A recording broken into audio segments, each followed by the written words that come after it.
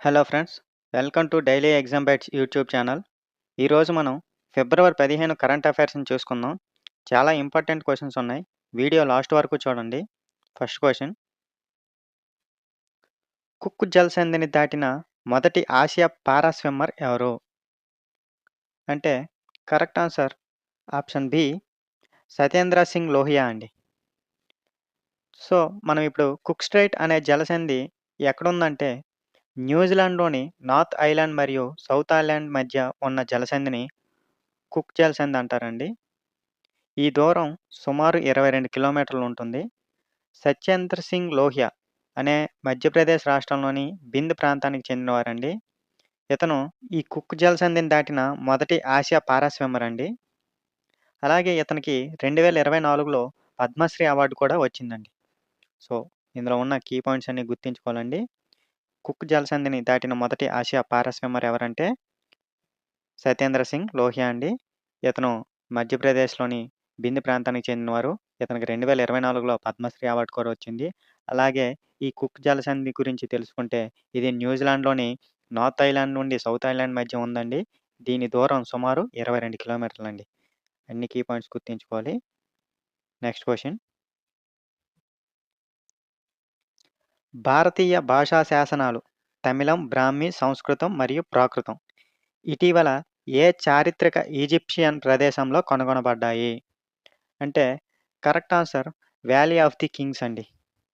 ఇది ఈజిప్ట్‌లో ఉందండి. నైలు నదికి పశ్చిమ తీరంలో ఉన్న 6 రాక్ కట్ సమాధుల్లో ఈ శాసనాలను కనుగొన్నారండి. మొత్తం 30 శాసనాలు లభించాయి. అందులో 20 తమిళ మరియు బ్రహ్మికి సంబంధించినవి. అలాగే 10 సంస్కృతం మరియు ప్రాకృతంకి సంబంధించినవండి. ఇవి 1-3వ శతాబ్దం మధ్య కాలానికి చెందినవండి. సో గుర్తుంచుకోవాలి అన్ని కీ పాయింట్స్ కూడా. భారతీయ భాషా శాసనాలు ఇటీవల ఏ చారిత్రక ఈజిప్షియన్ ప్రదేశంలో కనుగొనబడ్డాయి అంటే అది వ్యాలీ ఆఫ్ ది కింగ్స్ అండి. మొత్తం నైలు నదికి పశ్చిమ తీరంలో ఉన్న 6 రాక్ కట్ సమాధుల్లో ఈ శాసనాలు కనుగొన్నారు. మొత్తం 30 శాసనాలు లభించాయండి. 20 తమిళం, బ్రహ్మికి సంబంధించినవి, 10 సంస్కృతం మరియు ప్రాకృతంకి సంబంధించినవి. అలాగే ఇవి 1-3వ శతాబ్దానికి మధ్య కాలానికి చెందినవండి. సో ఈ కీ పాయింట్స్ అన్ని గుర్తుంచుకోవాలి. Next question: India AI impact summit 2026 ఏ నగరంలో ప్రారంభమైంది? అంటే కరెక్ట్ ఆన్సర్ న్యూఢిల్లీ అండి. ఇది ప్రారంభించిన వారు ప్రధాని మోదీ అండి. తేదీలు ఎప్పటి నుంచి ఎప్పటి వరకు జరిగాయంటే ఫిబ్రవరి 16-20 వరకు జరుగుతున్నాయండి. గుర్తుంచుకోవాలి. థీమ్ ఏంటంటే సర్వేజన్ హితియా, సర్వేజన్ సుఖియా. అంటే దీని అర్థం అందరికీ మేలు, అందరికీ సంతోషం అని అర్థం. సో గుర్తుంచుకోవాలి. ఇండియా ఏఐ ఇంపాక్ట్ సమ్మిట్ 2026 ఏ నగరంలో ప్రారంభమవుతుందంటే న్యూఢిల్లీలో అండి. ఎప్పటి నుంచి అంటే ఫిబ్రవరి 16-20 ప్రారంభించిన వారు ఎవరంటే ప్రధాని మోదీ అండి. థీమ్ ఏంటంటే సర్వేజన్ హితియా, సర్వేజన్ సుఖియా అండి. గుర్తుంచుకోవాలి. నెక్స్ట్ క్వెషన్: అంతర్జాతీయ బాల్య క్యాన్సర్ దినోత్సవం ప్రతి సంవత్సరం ఏ తేదీని జరుపుకుంటారు? అంటే కరెక్ట్ ఆన్సర్ ఫిబ్రవరి 15 అండి. థీమ్ ఏంటంటే ఫ్రమ్ ఛాలెంజ్ టు చేంజ్ అండి. ఇక్కడ మీరు ఇంకొక కన్‌ఫ్యూజన్ పాయింట్ మీరు గుర్తుంచుకోవాలి. మొన్న ఇంతకుముందు మాట్లాడుకున్నాం. ఫెబ్ 4 వరల్డ్ క్యాన్సర్ డే అండి ఆ రోజు. ఇది ఫెబ్ 15 చైల్డ్‌హుడ్ క్యాన్సర్ డే అండి. ఈ రెండిట్లకి తేడాను గుర్తుంచుకోవాలి. కన్‌ఫ్యూజ్ అవ్వకూడదు. వరల్డ్ క్యాన్సర్ డే అంటే ఫెబ్ 4 వస్తుందండి. అలా కాకుండా చైల్డ్‌హుడ్ క్యాన్సర్ డే అదే అంతర్జాతీయ బాల్య క్యాన్సర్ దినోత్సవం అంటే ఫిబ్రవరి 15 వస్తుందండి. ఈ రెండిట్లకి డిఫరెన్స్ గుర్తుంచుకోవాలి. కన్‌ఫ్యూజ్ అవ్వకూడదు. ఓకే. నెక్స్ట్ క్వెషన్: శివుడు మరియు పార్వతీదేవి వివాహానికి గుర్తుగా జరుపుకునే హేరత్ పండగ ప్రధానంగా ఏ కేంద్రపాలిత ప్రాంతం లేదా రాష్ట్రానికి సంబంధించినది? అంటే కరెక్ట్ ఆన్సర్ జమ్మూ కాశ్మీర్ అండి. ఇది మహాశివరాత్రి స్థానిక రూపం అండి. శివుడు, పార్వతి వివాహానికి గుర్తుగా జరుపుకుంటారిక్కడ. ఫాల్గుణ మాసం కృష్ణపక్షం 13వ రోజు జరుగుతుందండి ఇది. సో గుర్తుంచుకోవాలి. ఈ పండగ నేమ్ కూడా హేరత్ అండి. ఎక్కడ జరుగుతుందంటే జమ్మూ అండ్ కాశ్మీర్‌లో. ఓకే. దేనికి గుర్తుగా అంటే శివుడు, పార్వతి వివాహానికి గుర్తుగా జరుపుకుంటారండి ఇది. ఈ కీ పాయింట్స్ అన్నీ గుర్తుంచుకోవాలి. నెక్స్ట్ క్వెషన్: వెల్స్ ఓపెన్ ఏ క్రీడలో ర్యాంకింగ్ ఈవెంట్? అంటే కరెక్ట్ ఆన్సర్ స్నూకర్ అండి. ఓకే. వెల్స్ ఓపెన్ ఏ క్రీడలో ర్యాంకింగ్ ఈవెంట్ అంటే స్నూకర్‌లో అండి. ఎప్పుడు జరుగుతుందంటే తేదీలు ఫిబ్రవరి 23 నుంచి మార్చి 1 వరకు జరుగుతున్నాయండి. Next question. జమ్మూ కాశ్మీర్ ముఖ్యమంత్రి ఒమర్ అబ్దుల్లా ఏ నదిపై ఉన్న తుల్బుల్ నావిగేషన్ ప్రాజెక్ట్‌ని పునఃప్రారంభిస్తున్నట్లు ప్రకటించారు? అంటే కరెక్ట్ ఆన్సర్ జీలం రివర్ అండి. జమ్మూ కాశ్మీర్ సీఎం గుర్తుంచుకోవాలండి ఇతని నేమ్ కూడా. సీఎం ఒమర్ అబ్దుల్లా అండి. ఈ ప్రాజెక్ట్‌ని పునఃప్రారంభించారండి. దేని మీదంటే జీలం నది ఉంది కదండీ! దానికండి. తుల్బుల్ నావిగేషన్ ప్రాజెక్ట్ అండి ప్రాజెక్ట్ నేము.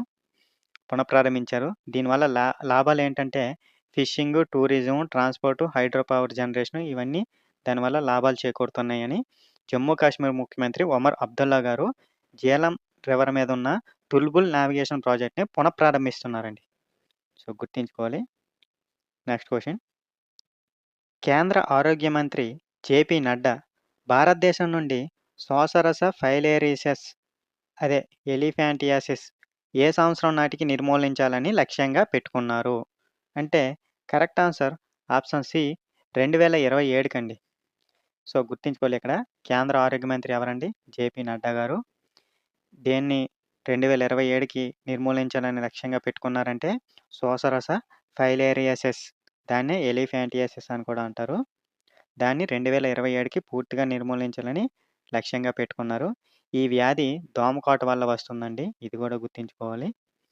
సో, ఇందులో ఉన్న కీ పాయింట్స్ అన్నీ గుర్తుంచుకోవాలండి. ఇయర్ ఎప్పటికి టార్గెట్ 2027 కండి.